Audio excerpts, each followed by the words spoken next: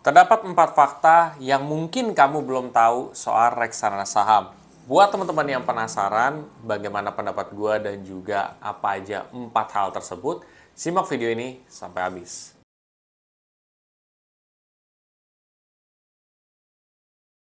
Oke, jadi 4 hal yang mungkin kamu yang ada di rumah ataupun dimanapun kalian berada tidak tahu soal reksadana saham atau tidak banyak merhatikan soal reksadana saham adalah yang pertama. Reksadana saham itu adalah reksadana yang untuk jangka panjang, jangka 5 tahunan ke atas. Nah, kenapa untuk jangka waktu yang sangat panjang atau di atas dari 5 tahun?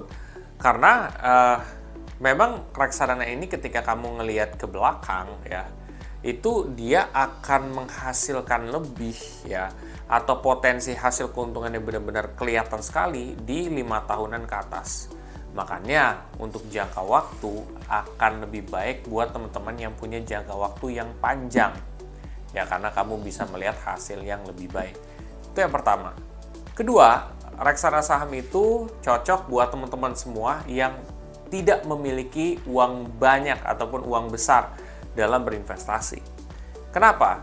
Karena reksadana saham itu sebenarnya dia itu kumpulan dari mayoritas saham plus juga ada beberapa aset lain.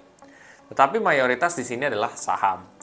Nah, kenapa ini buat orang yang tidak punya budget besar? Karena kamu bisa mulai dari 100.000, kamu bisa mulai dari 10.000, tergantung daripada jenis reksadananya juga. Nah, jadi intinya lebih murah ketimbang kamu mulai langsung investasi di saham. Dan tentunya dengan di reksadana, kamu dengan harga murah tersebut, kamu bisa memilih secara tidak langsung saham-saham yang memang bagus. Oke, itu dua. Yang ketiga, ya, reksadana saham itu cocok buat teman-teman semua yang berani mengambil risiko besar. Berani mengambil risiko itu adalah perbedaan untuk setiap orang, kebanyakan ya. Ada orang yang nggak berani ngambil risiko, ada orang yang berani ngambil risiko, ada yang sedang-sedang aja. Nah, kamu tipikal yang mana? Apakah yang sedang, apakah yang berani ngambil risiko, ataukah yang tidak berani ngambil risiko? Nah, sekarang kamu lihat sendiri. Kalau misalkan kamu tidak berani ngambil risiko, nggak cocok. Ya, reksadana saham itu cocok untuk orang yang berani ngambil risiko. Kenapa? Karena di dalam perjalanannya selama 5 tahun bakal banyak penurunan yang terjadi. Jadi kalau kamu tidak kuat mentalnya, habis kamu. Ya, jadi itu yang harus kamu perhatikan. Dan yang terakhir di poin keempat itu adalah reksadana saham itu banyak sekali penurunannya atau floating loss-nya sangat besar. Dan kalau misalkan kamu investasi rutin, apakah kamu siap menerima atau melihat floating loss tersebut? 10%, 15%, 20%, 30%, kamu siap nggak? Dari nominal kamu turun segitu. Nah, biasanya itu akan terjadi di 2-3 tahun awal, dan itu bisa kelihatan. Beberapa orang di luar sana ada yang setahun dia udah dapat resultnya ya, hasilnya profit. Ya, profit. Ada juga yang memang dia masih minus, tapi dalam 3 tahunan dia udah mulai ngelihat hasil yang sangat signifikan. Ada.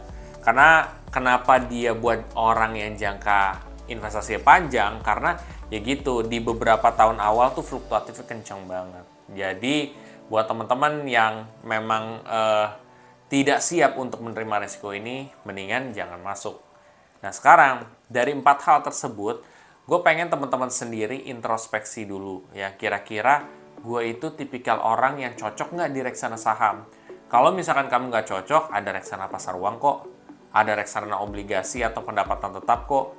Nah, itu gue juga sempat bikin video sebelumnya, kamu bisa coba lihat tuh, apakah kamu cocok untuk yang reksadana pasar uang, apakah yang saham, atau yang nanti gue akan bahas soal reksadana obligasi.